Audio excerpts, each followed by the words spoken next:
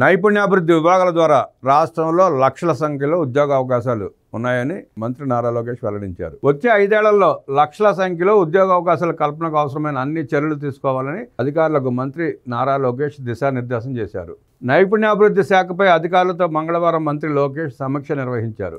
ఈ సందర్భంగా లోకేష్ మాట్లాడుతూ నైపుణ్యాభివృద్ధి శాఖలోని skill development corporation, NAC, SEEDAP, OMCAP విభాగాలు కలిసికట్టుగా పనిచేసి యువతకు భారీగా ఉపాధి అవకాశాలు కల్పించాలని ఆదేశించారు. నైపుణ్యం పోర్టల్ను సింగిల్ ప్లాట్ఫామ్గా తీర్చిదిద్ది యువత పరిశ్రమలను అనుసంధానపరిచే విధంగా సమర్థవంతంగా రూపొందించాలన్నారు. నైపుణ్య శిక్షణ తద్వారా జరిగే ఉద్యోగ కల్పనను రంగాల వారీగా ట్రాక్ చేయాలని చెప్పారు. కర్నూలును రెన్యూవబుల్ ఎనర్జీ కేంద్రంగా, చిత్తూరు, కడపను ఎలక్ట్రానిక్ మ్యానుఫ్యాక్చరింగ్ హబ్గా రూపొందిస్తాం. గోదావరి జిల్లాలను ఆక్వా హబ్గా మారుస్తాం. అనంతపురం జిల్లాను ఆటోమొబైల్ మ్యానుఫ్యాక్చరింగ్ హబ్గా అభివృద్ధి చేస్తాం. ప్రకాశం జిల్లాను బయోఫ్యూయల్ హబ్గా మారుస్తాం. పరిశ్రమ అవసరాలకు అనుగుణంగా ఆయా కోర్సుల్లో యువతకు నైపుణ్య శిక్షణ అందించాలి. ఏపీలో భోగాపురం ఎయిర్పోర్ట్, రాజధాని అమరావతి నిర్మాణం, ఇంటర్నేషనల్ ఎయిర్పోర్ట్ రావడం వల్లే కలిగే ఉద్యోగ ఉపాధి అవకాశాలను అందిపుచ్చుకునే విధంగా యువతకు శిక్షణ ఇవ్వాలి. ఇందులో ముఖ్యంగా న్యాక్ ద్వారా అంతర్జాతీయ స్థాయిలో నిర్మాణ రంగ నైపుణ్యాలను అందించే విధంగా కోర్సులు రూపొందించాలని ఆదేశించారు. ఐటీలో వచ్చే 5 ఏళ్లలో 5 లక్షల ఉద్యోగ అవకాశాలు కల్పిస్తామన్నారు మంత్రి నారా లోకేష్. భవిష్యత్తులో విమానయాన రంగం, aqua, electronics manufacturing, compressed biogas రంగాల్లో విస్తృత ఉద్యోగ అవకాశాలు ఉంటాయి. ప్రస్తుతం ఏసీ మెకానికలు, లిఫ్ట్ ఆపరేటర్లు, సోలార్ టెక్నీషియన్ల కొరత ఉంది. అధికారులు ఆయా రంగాల్లో ఉద్యోగ ఉపాధి కల్పనపై దృష్టి కేంద్రీకరించాలి. జిల్లాల వారీగా యాక్షన్ ప్లాన్ను సిద్ధం చేయాలని మంత్రి లోకేష్ ఆదేశించారు. ఐటీఐ, పాలిటెక్నిక్, ఇంటర్ వృత్తి విద్యల బలోపేతానికి పేరెనికగన్న పరిశ్రమల ద్వారా కరికులం రూపొందించి జాతీయ, అంతర్జాతీయ స్థాయి సర్టిఫికేషన్ అందించడం ద్వారా ఉద్యోగాల కల్పనకు కృషి చేయాలి. ఇంటర్తో పాటు ఇంజనీరింగ్ కరికులంను ప్రక్షాళన చేయాల్సిన అవసరం ఉందని ఈ సందర్భంగా మంత్రి లోకేష్ అభిప్రాయపడ్డారు. పాఠశాల మధ్యలోనే చదువు నిలిపివేసిన ప్రతి ఒక్కరిని ట్రాక్ చేసి వారు కోరుకున్న విధంగా నైపుణ్య శిక్షణ అందించే నేషనల్ కరికులం ఫ్రేమ్వర్క్ ప్రకారం మరిన్ని ఉపాధి అవకాశాలు పొందే విధంగా కోర్సులు రూపొందించాలని ఆదేశించారు. పాఠశాల స్థాయిలోనే విద్యార్థులకు ఫైనాన్షియల్ లిటరసీ, వ్యవసాయం, ఇతర వృత్తుల పట్ల అవగాహన కల్పించేందుకు చర్యలు తీసుకోవాలని ఈ సందర్భంగా అధికారులను మంత్రి ఆదేశించారు. అలాగే కాలేజీ, యూనివర్సిటీ స్థాయిలోనే విద్యార్థులకు తగిన నైపుణ్యాలను అందించి ఉద్యోగాలు పొందే సామర్థ్యాన్ని పెంపొందించాలని ఆదేశించారు. త్వరలోనే రాష్ట్రానికి 91 పెద్ద కంపెనీలు రానున్నాయని ఈ సందర్భంగా మంత్రి నారా లోకేష్ వెల్లడించారు.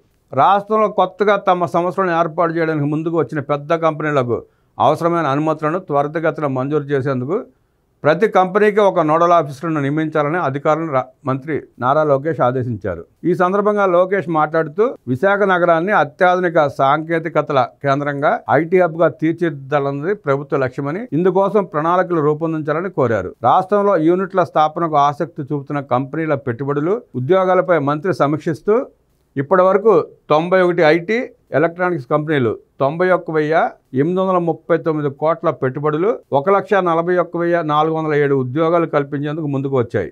వాటికి త్వరితగతిన అనుమతులు మంజూరు చేయాలన్నారు. సాధ్యమైనంత త్వరగా కంపెనీలు ఏర్పాటు చేసేలా సంబంధిత కంపెనీల ప్రతినిధులతో సంప్రదింపులు జరపాలన్నారు. రాష్ట్ర ఆర్థికాభివృద్ధిలో ఐటీ, ఎలక్ట్రానిక్స్ ఉద్యోగాలు కీలక పాత్ర పోషిస్తాయి.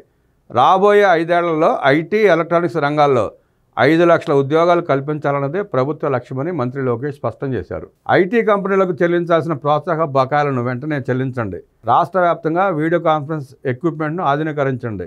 రతన్ టాటా ఇన్నోవేషన్ హబ్ ఏర్పాట్లను వేగవంతం చేయాలని మంత్రి లోకేష్ ఆదేశించారు. ప్రభుత్వానికి సంబంధించిన సేవలన్నీ వాట్సాప్ గవర్నెన్స్ ద్వారా అందుబాటులో ఉంచాలని ఈ సందర్భంగా మంత్రి లోకేష్ అధికారులను ఆదేశించారు. ప్రస్తుతం 317 రకాల సేవలు మనమిత్ర యాప్లో అందుబాటులో ఉన్నాయి. నెలాఖరుకు 400 రకాల సేవలు విస్తరించండి.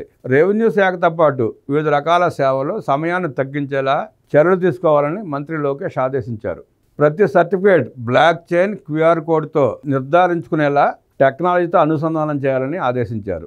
మున్సిపల్ కార్పొరేషన్, మున్సిపాలిటీలు, పంచాయతీల్లో పన్నుల బకాయిల వివరాలు వాట్సాప్లో వచ్చేలా ఏర్పాట్లు చేయాలి. బకాయిలకు సంబంధించి ఎప్పటికప్పుడు అలర్ట్ మెసేజ్లు పంపేలా చూడాలి. ఆర్టీజీఎస్కు సంబంధించి డేటా పాయింట్లు, KPIలను ఇంటిగ్రేట్ చేయాలి. భారత ప్రభుత్వం, ఆంధ్రప్రదేశ్ ప్రభుత్వ ప్రాధాన్య పథకాలకు సంబంధించి రియల్ టైం సమాచారాన్ని ఆర్టీజీఎస్లో పొందుపరచాలి. సచివాలయం నుంచి గ్రామస్థాయి కీ పెర్ఫార్మెన్స్ ఇండికేటర్స్ను అనుసంధానం చేయండి. తుఫానులు, వరదలు, పిడుగులు పడటం వంటి వాతావరణ సమాచారాన్ని రియల్ టైంలో అందించేలా చర్యలు తీసుకోండి. జూన్ 9, 10 తేదీల్లో విశాఖపట్నంలో జరిగే ఈ గవర్నెన్స్ జాతీయ సదస్సుకు విస్తృత ఏర్పాట్లు చేయండి. వివిధ శాఖలకు సంబంధించి సమాచారాన్ని అంతటినీ ఏకీకృతం చేసి ఒక వెబ్సైట్లో పొందుపరిచి ఏఐ ఎనేబుల్ చేసేలా చర్యలు తీసుకోవాలి. ఈజ్ ఆఫ్ డూయింగ్ బిజినెస్ను మరింత సరళతరం చేసేలా చర్యలు చేపట్టాలి. వివిధ రకాల చిరు వ్యాపారాలు, చిన్న పరిశ్రమలకు సంబంధించి సింగిల్ సర్టిఫికేషన్ ఉండేలా QR code, block chain technology అనుసంధానించాలి. ప్రభుత్వానికి సంబంధించి అన్ని రకాల జీవోలు, యాప్లను సింగిల్ ప్లాట్ఫామ్పైకి తెచ్చి ఒకే వెబ్సైట్లో అందుబాటులోకి తేవాలని మంత్రి లోకేష్ ఆదేశించారు.